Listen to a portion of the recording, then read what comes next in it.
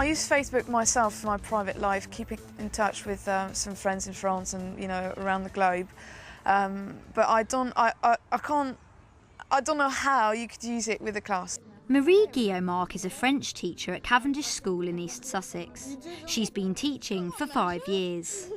Marie has limited knowledge regarding the use of online communities in the classroom, but wants to learn more. So we've challenged her to find out as much as she can about online communities and to plan and deliver a lesson to her students using the technology. Following her progress through the challenge, you'll discover, among other things, about social networking between schools, the benefit of a school wiki, what an avatar is and how it can help with learning, and how to protect your pupils' privacy online. If you want to give it a go yourself, there's a range of useful support materials on the page for this programme on the Teachers TV website, including short how-to videos and case studies from other key stages and subjects. We're taking Marie to Whitehouse Common Primary School in Birmingham to meet a teacher who's a great believer in using online communities in class. I'm really excited about meeting with Lisa because I think it's always brilliant to see teachers actually doing something new that you have never done yourself. Hello, you must be Marie. Yes, Hi, I'm Lisa. Nice to see you. Lisa is a dedicated primary Spanish teacher and sees different classes throughout the day. In her first lesson, she's going to introduce Marie to Twitter. Although her pupils aren't yet old enough to use Twitter, Lisa can display her own Twitter page in class to work with. Twitter is a way of social networking where people comment in short sentences, called tweets, about what they're doing. You can write your own or follow tweets from family, friends and celebrities, online or via your mobile phone. To get the lesson started, Lisa has put out a tweet asking her friends what their favourite animals are. Right, all these people have answered my question, can you see?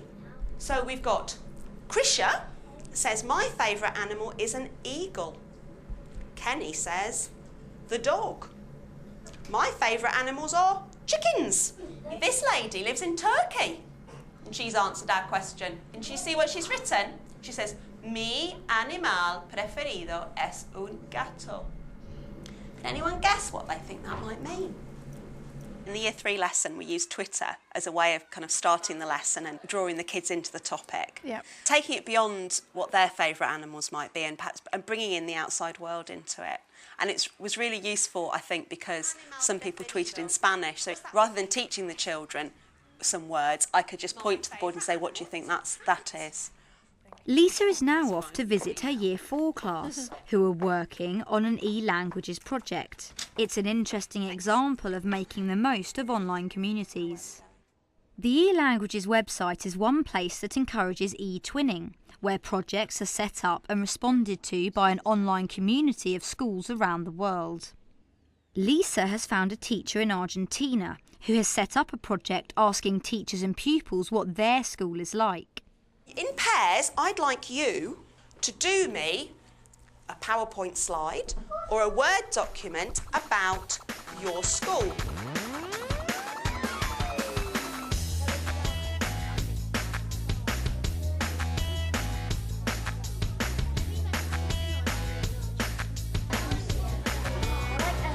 Show me your first slide. So what do you know about Argentina? Nothing. Nothing? Nothing? That's going to be good then. Do you know where it is? No? Apart from they're good at football. They're good at football, that's one thing. That's something. Well, you're going to find out then, won't you? It's going to be exciting. So what do you think they would study that you don't, or? I think they'll study more Spanish than us. More Spanish, yeah. One thing that would worry me a little bit is the issue of privacy. How do you make sure that the kids are safe online? Okay. I don't usually like blocking because it's kind of saying that's a no-go. Mm-hmm. And when you're told not to do something, you want to do it. So I'm more a fan of teaching children safety rules, like don't put pictures of yourself up. Never tell people your address or your phone number or your email address. Don't give out your full name. One of the benefits of an online community is that work and ideas can be shared and people can respond with encouragement or advice. Marie is now off to see how pupils make use of computer animated characters to share with others in their online community.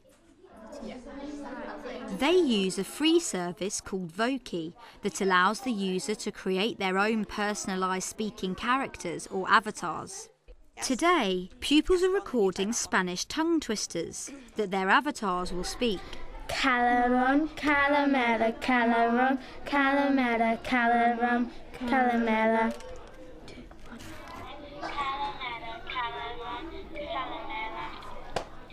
What would you say the students got out of Voki, learning-wise? Obviously, it's a really fun thing to do. It's motivating. You have got a permanent record of what the children have done, which is more interesting for them to look back on and review. So it's like a peer assessment tool. Yeah. That's more interesting than listening to people's sound files and saying, OK, what was good about that? What could they do to improve it? If you've got actually a visual as well at the same time, that's really good. Secondly, the self-consciousness. It takes that away. It takes that away as well, because it's not them talking, it's the sheep or Britney Spears or whoever it is. Yeah. And it can be anonymous. And also it's safe for you to publish in a public space like your school website, because the children's faces aren't on it. In an attempt not to overload the school website, Lisa has created her own school wiki where the avatars will sit. So you mentioned Wikispace. What is it? Okay. How do you do it? It's kind of like a website and also like a file sharing place. Right. Like a scrapbook, where the whole class can contribute their little bit to make up one big book. If you're watching this on the Teachers TV website, look below for a short video showing you how to create your own wiki. I started a wiki as a way of saving the children's work so that they had a space that was theirs where everything that we do can be saved on it. Now, a wiki space can have as many or as few people editing it that have the ability to add to it as you want. Right. And the kids can access it from home? Yes, the kids can access it from home. Lisa's final class of the day is accessing an online community through a website called VoiceThread. This offers a collaborative multimedia slideshow that can hold videos, images and comments. Users of the site can make their own slideshows and view and comment on others from around the world. Today, Lisa has created one about Spanish food. Do you think that's bacon baguette? So it can. Comments can be typed, recorded, written or videoed, then added to the slideshow and made available for others to react to or respond. Like you could do an arrow to the cheese and say what that word is, and then you could do an arrow to the baguette, and then you could do like baguette cheese, and we'd go on the internet or get a dictionary and find cheese and baguette because they wouldn't. So can Marie rise to the challenge of integrating online communities into her own teaching? Now's her chance to give it a go. It's been 3 weeks since I met Lisa.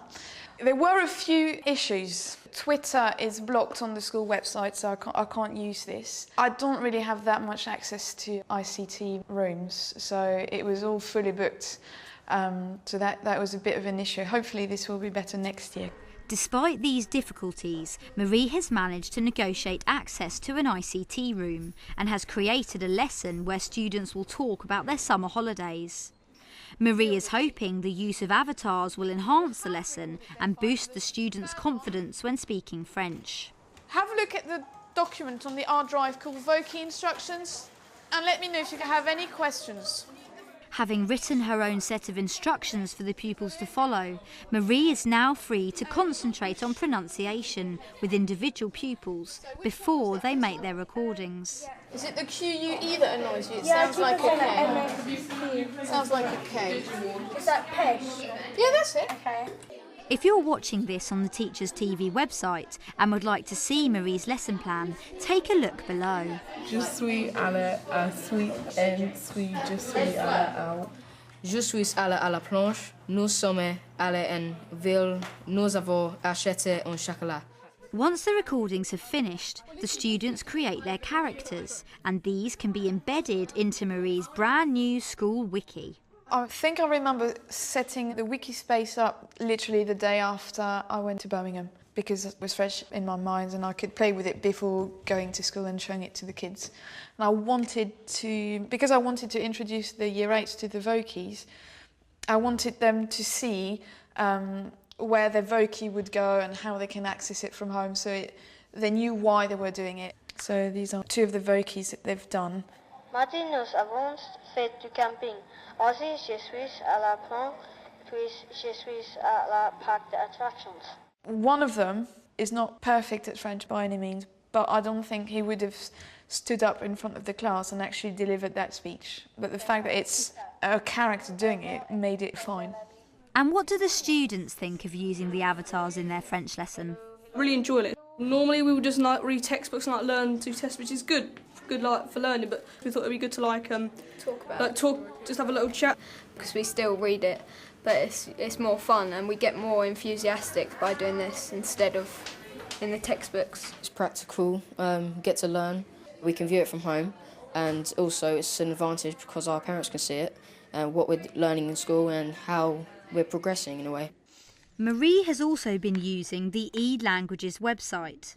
This site is targeted mainly at language teachers. However, there are many other international school community sites which can be utilised for different key stages and subjects.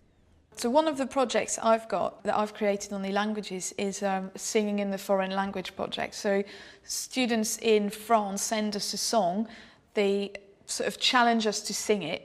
We sing it, record it, and then we put it on the website so that they can listen to it. And then we send them a song and they do a similar thing.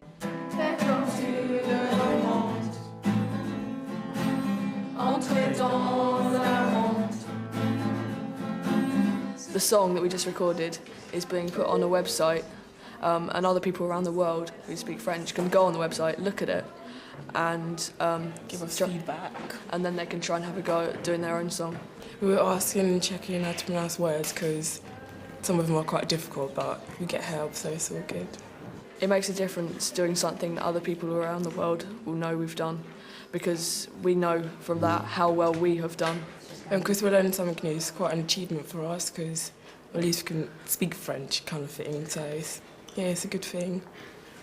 So after Marie's jam-packed day, what are her thoughts about using online communities in class? I will definitely continue using online communities, and we're going to do more and more of this sort of projects. I think it's important to know that it doesn't have to be replacing everything that we do, but it could just enhance what we do already. I think we need to bear in mind that in today's world, the kids use internet, Facebook, social networking all the time, so they're used to it. It's nothing difficult for them. It brings, I think, the work we do in class alive if they can have people from around the world assessing their work, discussing what's happening. It just makes it real. If you're watching this on the Teachers TV website and are interested to see how teachers of different subjects and key stages use online communities in the classroom, then have a look at our short films below.